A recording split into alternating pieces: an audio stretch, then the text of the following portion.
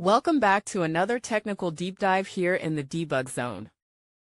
Today we're tackling a big question and breaking it down with insights from other users. Hopefully this clears up some misconceptions and helps you get the answer you need. So buckle up, stay a little curious, and let's jump right in.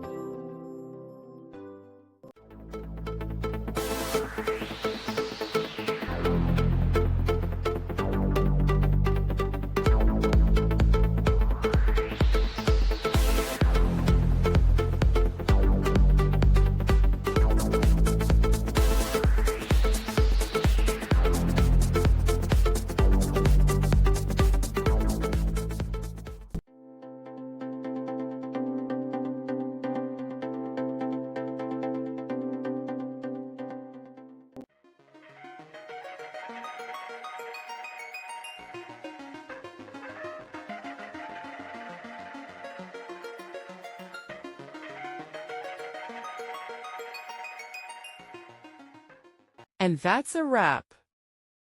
I hope you found the answer you were looking for. If you did, take a second to hit that subscribe button. It really helps out. And let me know in the comments which solution worked best for you. See you next time in the Debug Zone.